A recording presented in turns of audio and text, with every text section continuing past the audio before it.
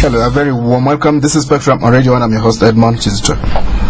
Spectrum, tonight we're reviewing the week. What shall we be looking at tonight? We'll be looking at Parliament adopting another report on the botched compensation. Look at the investigation in the office of the Prime Minister, the resignation of the Pope, and the Kenyan presidential debate, and a landmark ruling in that country. Our guest tonight, Honorable Stephen Mukitale Birahwa, Buliisa County MP, Chairman of the Committee on the National Economy. You're most welcome, Honorable Birahwa. Thank you so much, Edmond. Good evening, listeners. We're also joined by Mr. Vincent Mayanja, Deputy Secretary General of the Democratic Party. You're most welcome, Mr. Mayanja.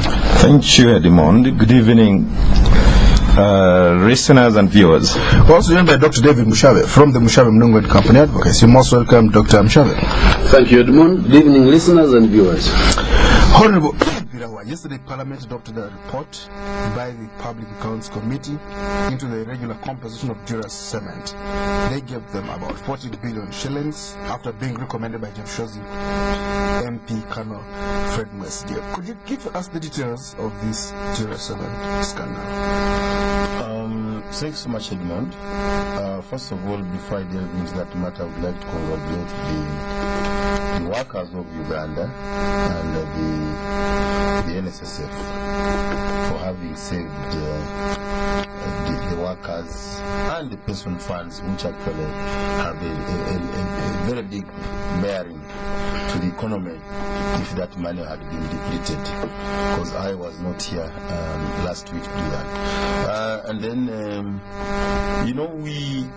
when you look at the public accounts report on the Dura compensation, you're basically looking at the work of the Auditor General, which Parliament has been looking into, and in our separation of powers and checks and balances, we as Parliament have been suffering a blame from the public, a blame from other stakeholders, a blame from other arms of government, in the claim that Parliament is becoming the accuser. It investigates, it prosecutes, and judges.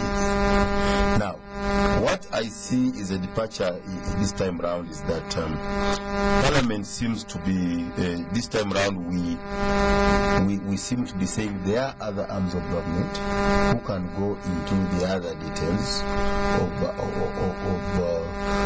because one thing we should understand also that when, for example, such a report comes out, it's not proper for Parliament to either exonerate or, because what Parliament makes in effect is recommendations. Parliament recommends to the other arms of government to take action. So it's not proper to say Parliament has exonerated or Parliament has sacked. Parliament cannot sack a minister, for example, but Parliament can recommend. It is up to the appointing authority to take it. So it's important that we understand. I'm not going to details deliberately because I want us to understand the checks and balances, the separation of powers, there exists three arms of government. We make the laws. For example, government brings the bill, but we are the ones finally who can turn a bill into an act, but at the end of the day, the president has to accent. But also interpretation of that law is in the role of Parliament. So the same way, even in such investigations, that Parliament relies on its organ created by Parliament called the Auditor General's Office, which Auditor General's Office brings the report to the committee, and the committee looks at it and can make recommendations. And not all recommendations are for a specific audit, but it could help. Recommendations could help for future looking at the gaps that could be existing. So I think it's in that spirit that we adopted the report the way we did, and for me I think it's a good progress than when we are beginning to be accused of, we are also possible about to be accused of selective prosecution, and as I've said earlier, it's not proper for the public to start judging us as the accuser, the investigator, the prosecutor and the judge. Yeah, let's talk about Vincent, man. Talk to us about this scandal. How do you think it played out in your own view? Well, first of all, before we even go to how it played out, we need to look at the recommendations of Parliament. I'm one of those people who say that Parliament, again, has looked at the wrong culprits. The Dura Cement debacle was started by none other than the president of this country, President Yoweri Mushabe. Well, people went to him. He never starts this. He went, well, even if they went to him, but he cancelled a contract by an investor without due process. And this is what caused the loss we are talking about. Let's understand it. He must have had a contract. It ended. They hadn't renewed it yet. Then Dura Cement comes in, gets a lease on that plot. It was only proper that it reverts to him as Cement. Well, the due process had to be adhered to, and the president should have gone to the officials who are supposed to do that, instead of just ordering NEC and other people to terminate a contract with an investor. And do you know what? We are even not looking at that. Remember that this investor didn't invest a single shilling in that project. We don't know the shareholders of this company. They are not known up to today. But after it was done, the very company just went to court, and they went, they say that we are going to settle this case out of court, and Ugandans lost $16 million. But remember, this company never invested a single shilling in this thing. This is where I'm saying that the one who cancelled that contract should first take responsibility before we talk about Honorable Mwesije, Erika Ruhanga, Kainamura, all those. The president must take responsibility over this. Then the other thing, I'm beginning to believe that these things are done on purpose. That you start up something in the middle of the road, cancel the contract, so that this person, you even advise this person that when I cancel, you take me to court. They take you to court, then the government lose money, they are paid a lot of money, and some people share it. If we go deep and analyze this thing, you find that the people being mentioned here are just a tip of the iceberg. But we need to look at this. This is the corruption we are talking about, and I've always said that this corruption is not anywhere else. It starts in the State House and should be handled as such. That's what I can say about this. But I really commend Parliament that they stood on their grounds, and because at one time the president wanted them to abandon the investigation of the Dura Cement, but they stood their ground and they wrote this report. I congratulate them, but I'm telling them that they did something that was not to the expectation of some of us, because they should have asked the president to take responsibility, which is not missing in this report. And I think that's why the NRM caucus adopted it, because the president was left out. Well, let's look at a scenario. Suppose the president not intervened, Dura Cement would have continued with the mining concession.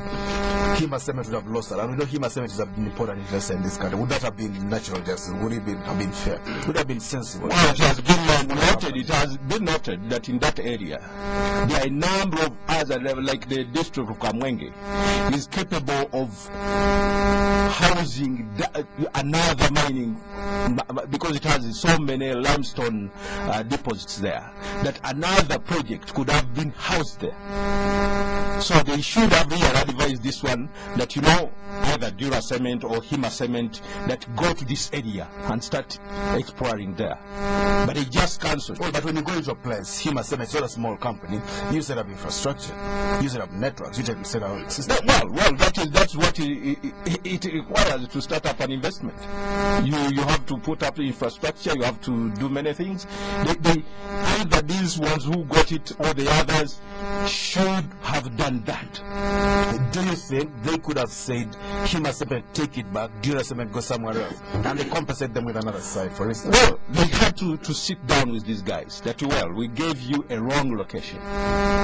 We gave you a wrong location. We have another location here. Go here. As a way of compensation. As a way of compensation. Instead of the Ugandans there forking out to $16 million. It is laughable. It is very unfortunate, and I'm still insisting President Yoweri Kaguta Museveni should take responsibility. Dr. David Musha, what's your own reading of this interpretation? Well, for me, yes, I have. I concur with my brother here what he has just said. However, the question that came to my mind: what is so different and so unique about this particular scandal? We have thousands of them that we have swept under the carpet. Yeah, we make noise in the media, and after about 2-3 weeks, even the newspapers don't write about them. We are looking at men and women who have mastered the art of courting power and who have networked this whole system, such that even if you mention their names or implicate them, they will wiggle out of it. I have looked at the recommendation that the former Solicitor General should be reprimanded. Yes. That is pure pacification. What is reprimand? Rebuke him. Give me 15 minutes of It is just rebuking. It is a slap on the hand. We are not talking about return the money. We are not talking about you shall be prosecuted. We are not saying be removed from the bench. Well, in the report, they're asking Justice Kainamula to refund, I think, $250,000. They're asking him to refund that money. They're also asking Erika Ruhanga to refund the money, but they are not telling us who is going to refund the other amount. Yes. Now look at that. That is a very small amount to be refunded. Now who took the other amount? And if they are saying refund $250,000, my impression is that the Parliament has conducted investigations. They are sure that yes, the alleged amount was indeed passed on and received by the people implicated. But the executive action, because here Edmond, you said, will the executive take action? That is speculative. Well, you tell us. You are the experts. Will they? What's going on there? I'm not an expert. Well, you can read. You can read into that. Honorable here should be the expert, because now he knows. They say that the politicians tell us that politics is political science is the art of the possible. Now, he can tell us only whether it is possible. We have had big names implicated in scandals. Possible in managing society. Yeah, and nothing was done. So I think that this is speculative. We shall get these reports which are going to pacify the public to think that something has been done, but it is, don't do it again. That is where it is going to end. And the 40 billion for the, if at all, it is not unique. We are looking at 169 billion, we are looking at 200. So this one we should forget. 20 billion. No, I'm not saying we should forget. I'm saying if we are serious about corruption, let us take a firm stand and prosecute all those people that have been found to be corrupt. Yeah, I deliberately started with the NSF case to show you that it's possible to have the national interest, the interest of the stakeholders protected, and it took the board, the previous boards of NSSF, the present board and management, the workers' unions to stage that kind of defense to be able to defend their money. Otherwise, that money would also have been lost. What does it? What are we talking about here? Building systems whereby if you have those responsible of licensing, should first of all do due diligence of knowing the company they are licensing in the first place. We are in an international world, we're in a global world where there will be a lot of French influence, because you're now talking of companies from country X. They have lobbyists here. They could come and prevail on these public servants. So before you license, what is the credibility? What capacity in terms of capital, in terms of proven performance globally, in terms of technology transfer do you expect from this company? If you did that, then we would avoid this. But the second way would have been also, if we knew how much deposits we had in each area, then we would know, is this an area to license two companies or not? Now, because we did not, we are not very perfectionist in as far as those two are concerned. There are those vultures, sorry for using a strong word, who will just look at the weaknesses in the system and they will engage. Because the moment somebody has a contract without assessing whether it's capable or not, the next thing he will say, I have a document in my hands. And all these contracts, if you look at them, they will always have some kind of disagreement, some kind of an exit, some kind of dissolution, or some kind of arbitration. And it ends up in getting somebody. So let's build systems whereby our experts are beyond this international pressure, this political pressure, where they say, if we are license here, it's deliberate because we want to investors. Oh, this company is not possible and should not be licensed in the first place. Let me give you an example. If I was in charge of licensing, I would give an initial license holder targets, very strong targets, and give him some investment targets and timelines. And against failure of these timelines is when you can revoke a license. So there are really ways of going over it. But he must have had a track record. They've been operating in that area for many years. Yes, of course. The unfortunate part was that HIMA was putting up a second line of production, and therefore was qualifying for more. But of course, at one time, the people in you see, we also have our local politics. Many times we don't think big in terms of the national thinking. People around the region, the Kamwenga and the neighbors, also thought they would get a factor of their own. So there was that negative nationalism which was at play. There are those also who wanted to, like now, Karamoja is complaining, why should Tororo keep spoiling their roads and taking dust as they remove rocks from Karamoja? So there are some bigger questions here also need to discuss as we look at this particular case. But it's up to the experts of governments, up to the specialists to make sure that they don't allow the vultures who are going to look at gaps anywhere and make money if you don't look there. Explain to us a little bit more about the vultures making money here. You see, multinationals, as I've always said, are not philanthropists, are not missionaries. They are not here to just deliver development. They are looking for as much profit as they can wherever they find it. Same with local companies. It's up to the country. No, there are people. There are some companies which are even local and international, but they are not so much for making profit anywhere. So it's up the country to put in place systems, controls, and checks. As I've been saying with all the oil companies, I said before Heritage left that if Heritage is paid 20 times what it invests, it will pack and go. And they disagreed with me in a workshop in Hoima. What happened after a year or two? They left. So these companies, for them, they want to make money. And a manager of such a company who goes and says, I've evaded the tax, I've avoided some expenditure, is a performer, is a star to the boardroom back in the principal's the principal's headquarters. So we must understand this art. When we talk of private sector Red Cross, regulation must be very serious. We must have serious controls. We must have serious systems.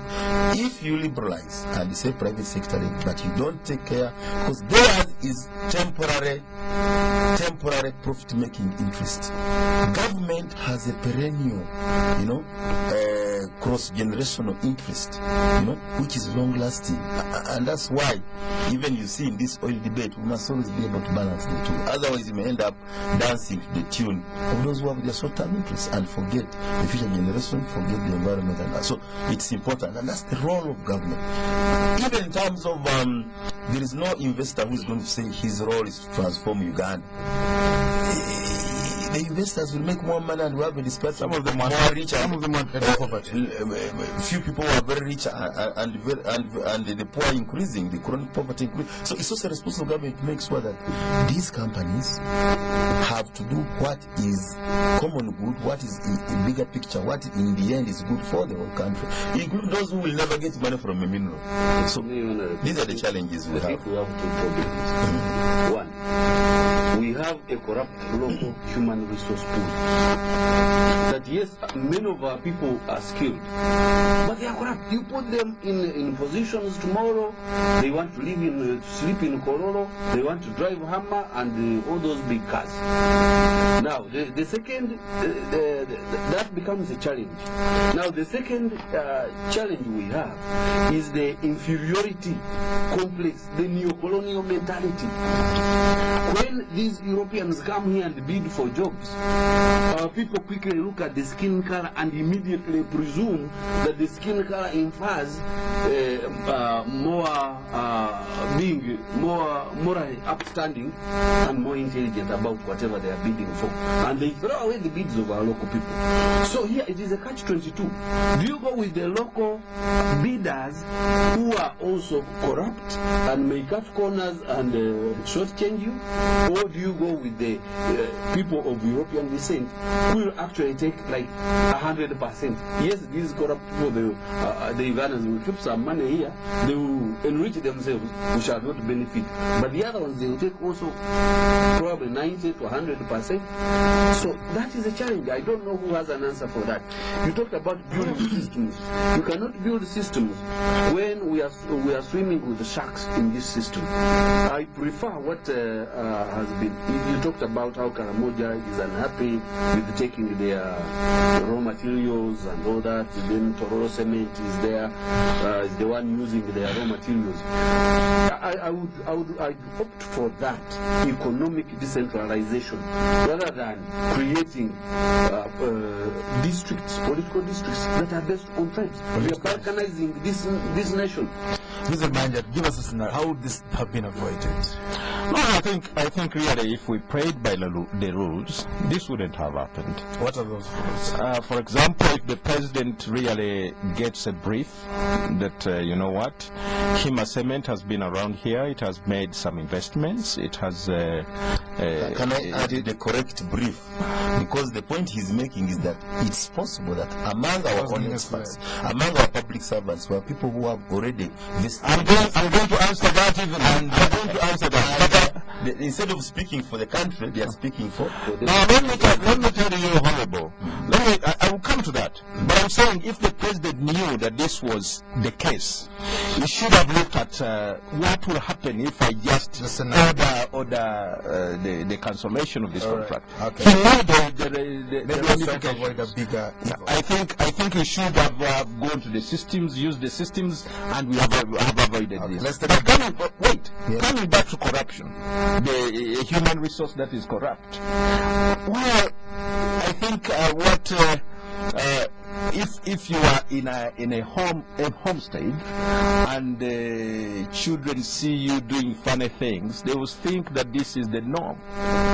If senior people in government are involved in such things, junior human resource or the personnel are going to do the same. I think what we require now is really proper leadership, which is really up to the task, and they are not going to get involved in such This is Spectrum on Radio 1. We'll go for a break. We'll be back with the state.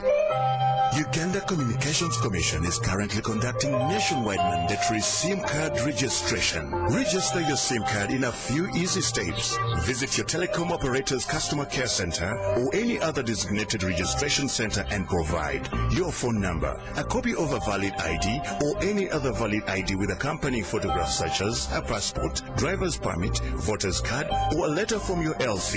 Information on your physical address or residence will also be required. SIM card registration protects mobile phone users from incidences of fraud, incitement, terrorism, and hate messages, among others.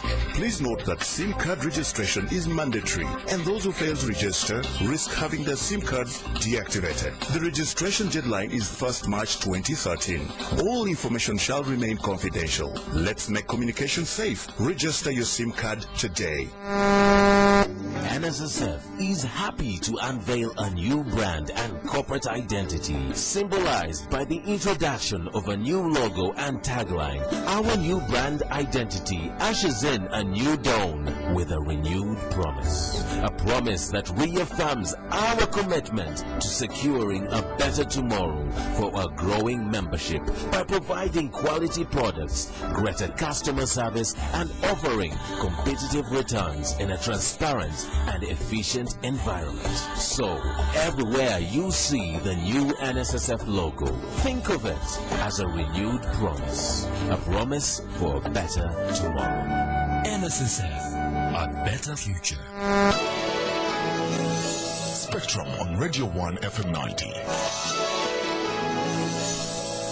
Welcome back on Spectrum. Tonight reviewing the week. Our guests, Mr. Vincent Mayanja, Deputy Secretary General of the Democratic Party, Honorable Stephen Mukitale Birahwa, Buliisa County MP, Chairman of the Committee on the National Economy, and Dr. David Mushabe from the Mushabe, Munungu and Company.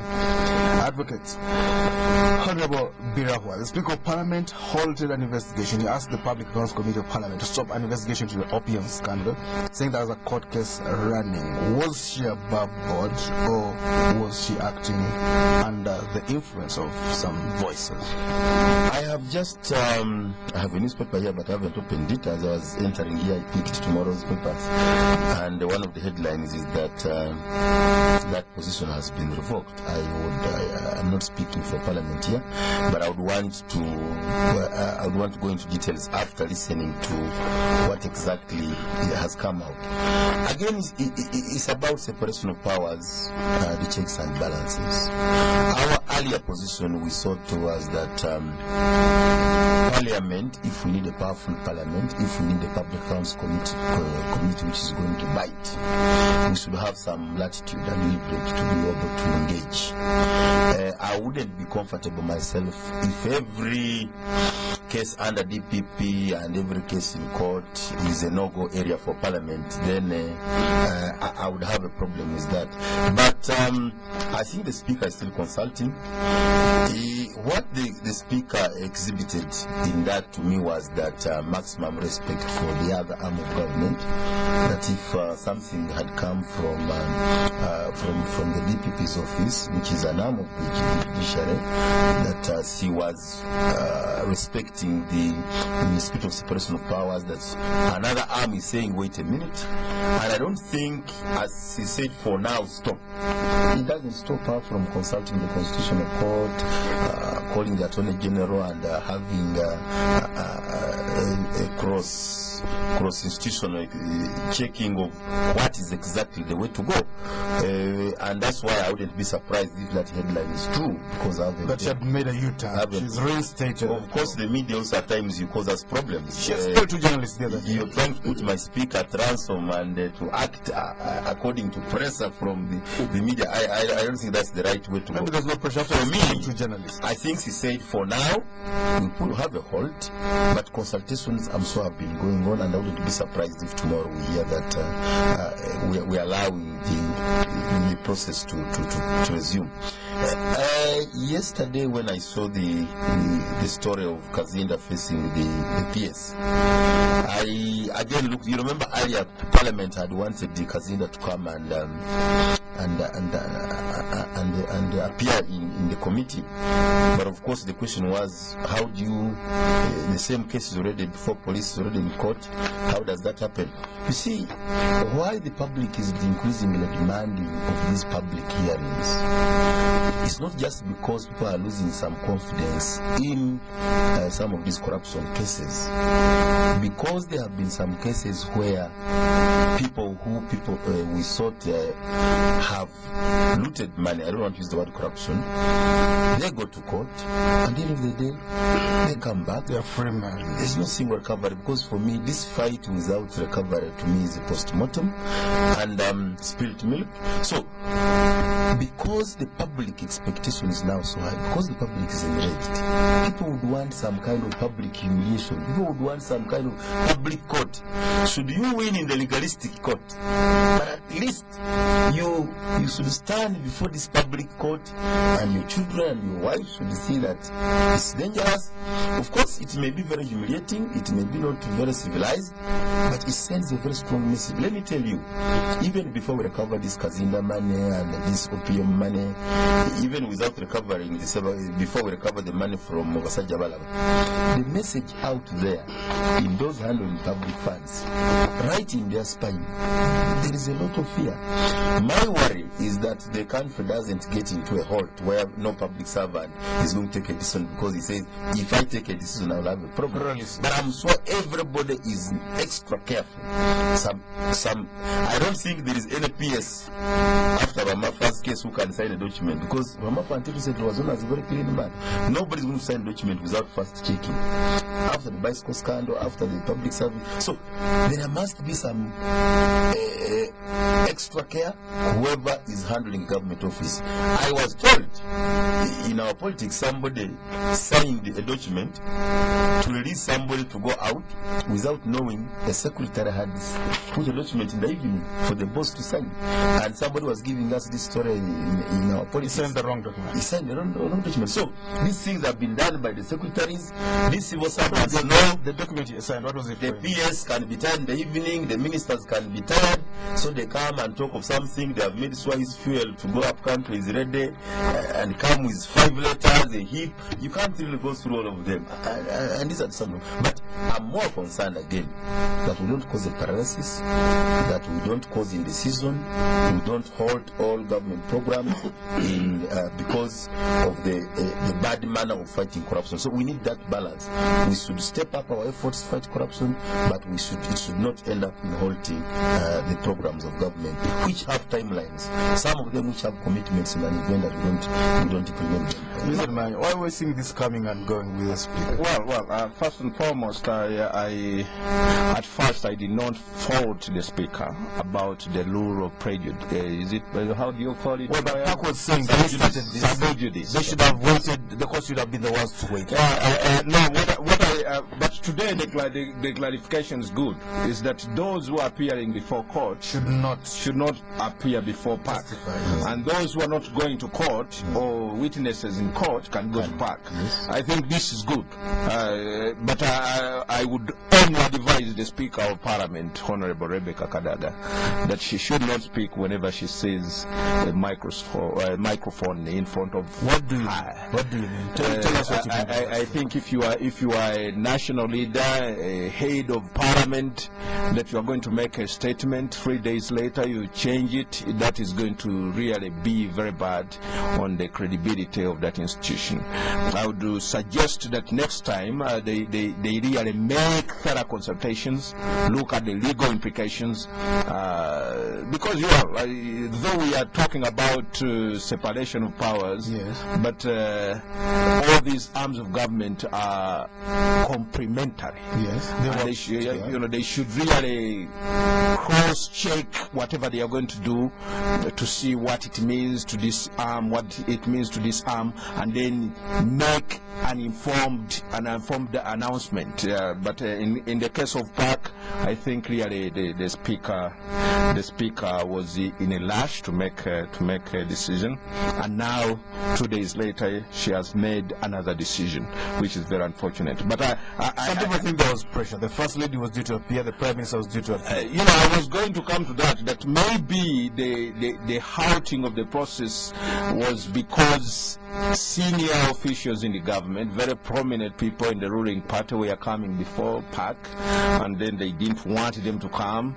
But later on they realized that the halting was going to boomerang, because everybody was saying that maybe why they have halted was because the First First Lady was going there, and the Prime Minister was about to go there.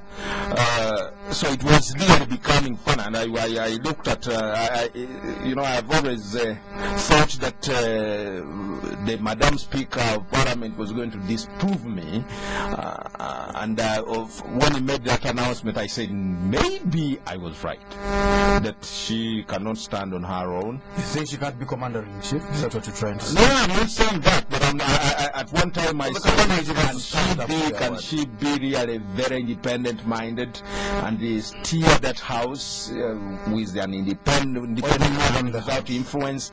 But when I saw this order to pass, I again started to doubt that maybe I'm right. She was not, but she has changed that. I hope she maintains the course. But I hope, Edmond, before Mushabe comes in, that we, as I said here, when we had this constitutional members of parliament request for reconvening as provided by the constitution, I said here, whereas it's a constitutional granted, the speaker, a wise speaker, I know, should not be working for disharmony between the arms of government. And for me, I think this is very important. I hope Mayanja was not waiting to see a paralysis between the arms of government. So I gain out of it? So not all of it. When you are saying you're waiting to be disproved. So I really want to say that in our separation of powers, and in line with what exactly you've said, that we are not working for different countries. We are supposed to complement each other. So for a speaker to say, wait a moment, I don't see any harm in that. And if the consultations are done and then you resume, that's healthy. Because we should avoid the paralysis. We should avoid where Parliament moves unilaterally and the other arm moves unilaterally. Then we cause this country stampede. Dr. David Mushabe. See, there is a trend. That is the Madam Speaker's dilemma right now. There is a trend.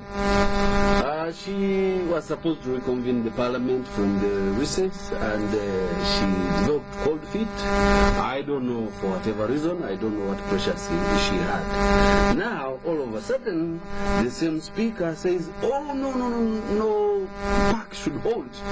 In the middle, she suspended some journalists from the house. Exactly. You've forgotten number 2. So it looks like, and the looks may deceive, but it looks like that she's under pressure and she's been cornered. She cannot take a decision that is against or jeopardizes the interest of the establishment. So I think she's going to be walking on eggshells. We are going to see a speaker who's walking on eggshells for a long time. In certain... Those are very big words you're using. Yes, but it is true. We are seeing the speaker walking on eggshells. You don't want to step so hard because you might break it. But in certain developed jurisdictions which use the jury system, members of the jury are sequestered. No newspaper. No communication, nothing. When they are in a court, no mobile independent. Exactly. Yeah. Now, what Madam Speaker could do here could say, look, okay, let the park hold these hearings in camera. Okay? Yes, not television camera. Of course, the journalists are going to make noise and all that. But instead of saying, don't stop the work, don't now look into these matters. The other thing which they might do is, instead of flip-flopping, they might say, look, the cases, and I think this is what has been arrived on today, the cases which are already in court, let them continue. Let Park have hands off, and the ones which are not in court, Park can continue. But my worry is that smart guys who understand this system so well, who have mastered it, they might rush so fast and cause their cases to be taken to court before sufficient evidence is gathered. And once there is no sufficient evidence, then that is an automatic acquittal. And then you gag Park. Park cannot look into it because it is sub judice. You cannot now discuss a matter which is already before court. All right. Yeah. So and the matter under investigation as it has come out today, before it goes to court, really police should not be stopping Parliament, because remember, even the Auditor General's report is incomplete until the park has a stamp on it. All right. Yeah. So, but the other area I want to assure Ugandans: work at Parliament is not the end. Parliament is not the supreme in terms of prosecution. Even when Parliament has finished its work, citizens of this country have a right to take any individual, any of those cases which have been at Parliament, which have been at you are free to go and file a case against the First Lady, if you think, against the Prime Minister. So this thinking that when you stop at Parliament, business is closed. What should be done is that when Park is still investigating, because police really pounced in when Park really came up and said the Auditor General is saying this, and the police pounced on that. I think it should be beneficial if the executive left Park to finish its work, make a report, and then they can order the police to act. Police will also prevent crime. If for police to wait for somebody to run to exile and do would also be wrong. So I think there they may also have a reason to be proactive and move. We need to have a balance. We can agree on how to do things. Let's move forward and leave this discussion about walking on eggshells. The Pope resigned in Rome, Vincent Mayanja. That took many people by surprise. It's not happened in about 700 years. He's only the second Pope to ever resign. What does that tell us about this? Is there something he's not told us?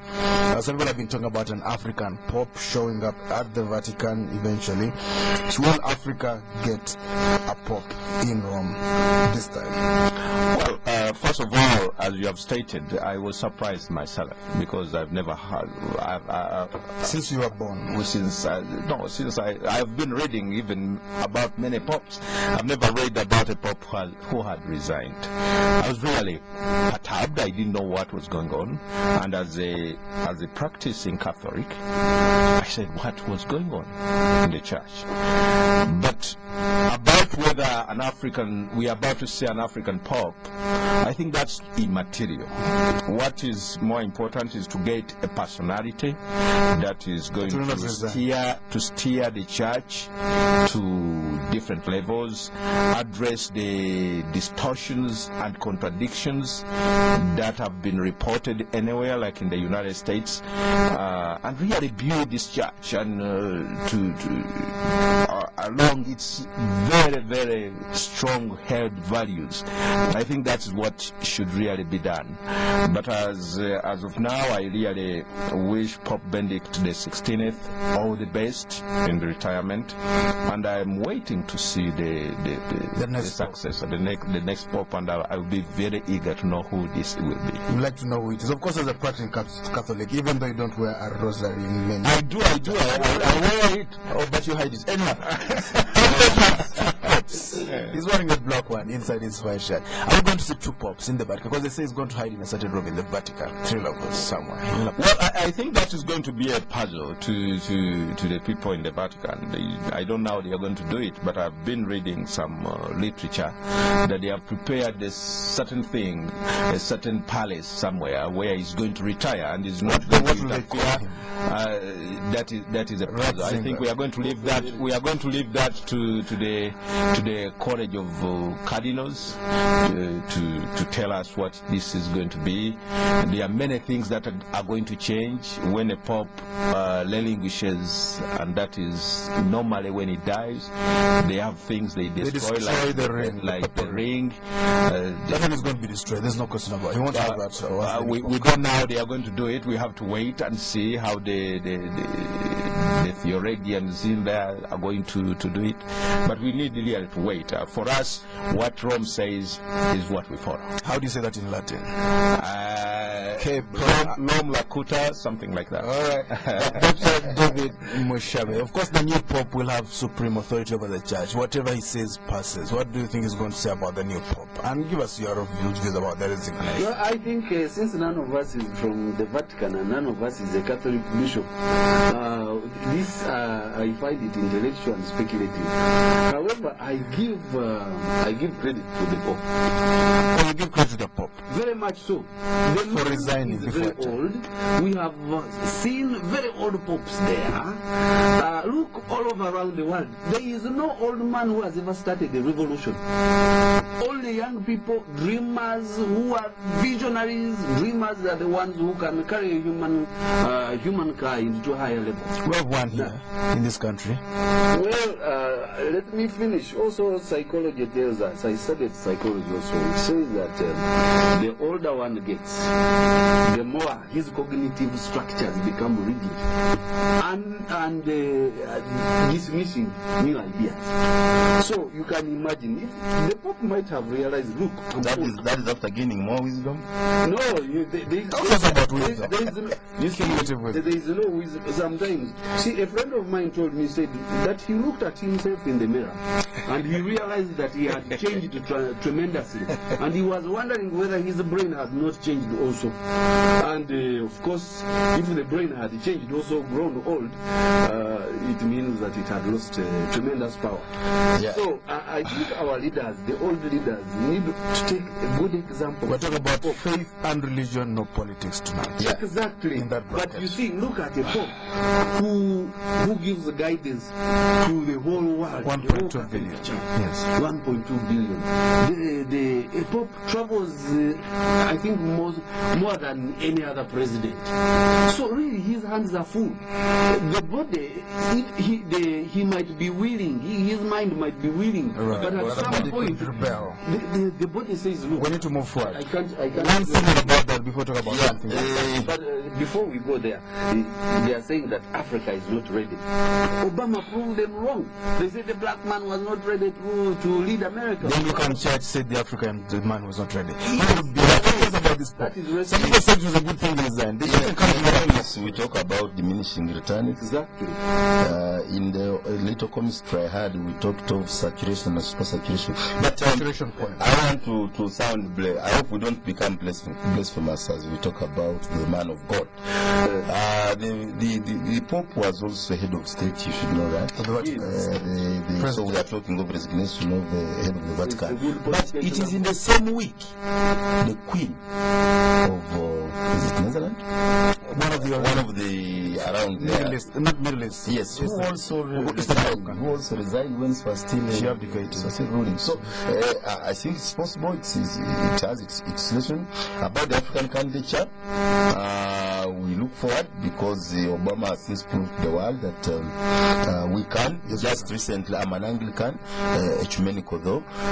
We have just missed Ugandan becoming the Archbishop in Archbishop of England. Canterbury. So these things are possible, and to me, I have no problem with that. But one thing I know about, much as I'm an Anglican ecumenical, that there are strong traditions. There are strong traditions in the Catholic Church that an individual called the Pope, his stature and his individual has very little impact in the traditions and the canons of this. So I just wish that the successor will keep holding the church together. How we hope that they prevail against the new traditions which are increasing. Because I like Catholic Church for their strong promotion of marriage, being against divorce. And I hope they will continue standing for strong values. Possibly an African successor would take in some more of African values in some of You never know what Africa might. They might say priests should begin to marry, even though they wear robes. Anyway, let's move forward to something else. Let's talk about Kenya's presidential debate. The election is less than a month away. For March the 4th, they'll have to hold elections. One candidate with a running mate is facing trial at the ICC. In a trial that could see him jailed for life. Let's talk about that campaign and the debate. Vincent Mayanja, who's going to win in that election, do you think? Of course, I wouldn't know the person who will get more votes from the Kenyan. You've been following the polls. Populace will win, but of course, as far as the polls are concerned, we can see that it is a dead hit between Laila and Uhuru. But recently they released, is it Sinovet something? The gauging of the debate, the debate and how people are going to vote. They were saying that Kenyatta is going to take it. But I think that's immaterial. I think what is more important in that contest is to see that we don't repeat what happened in 2007.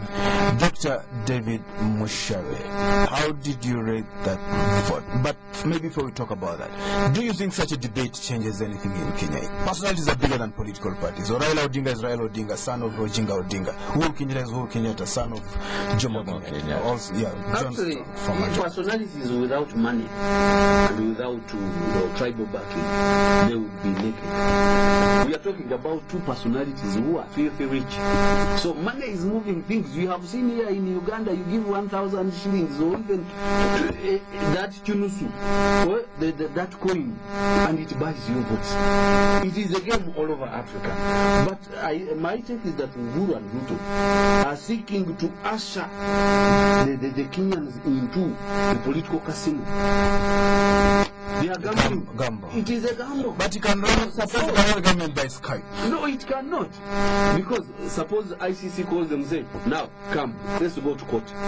Your hearing is going to start. Both of them, the president and the vice president. What happens to Kenya? You've never heard of Skype. They are both facing different cases, and they're not going to be heard concurrently. Yeah, but it is possible that they can be heard concurrently. So, looking at tribalism. But you can use Skype. A friend was calling me this afternoon. He didn't want to come to my office. I said, can we talk on Skype? He's lived in Europe for a long time. I thought that was surreal. I said, come to my office, my man. I think that is the intellectual romanticism. Governments cannot be run on Skype. They should have stepped aside and then run. How about Birahwa? Skype? In the era of East African integration and having had problems in the last election, I want to pray that Kenya has a good election, because last time we lost our cargo, we lost our property.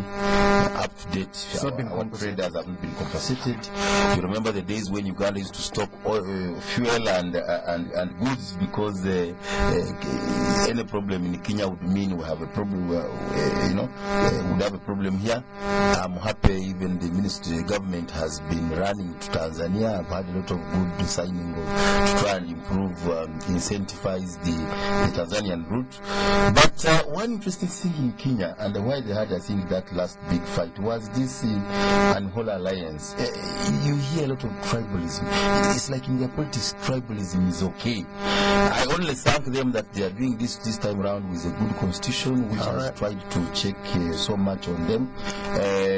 But I pray that Kenya gets, after this election, we should see new faces in Kenya, because it's a recycling of the children of the founders of and the same guys who were in Khan yesterday, the same guys who are in ODM, in Rainbow. So we need to see new faces after this turn of election. And I hope ICC will not act when they are still candidates.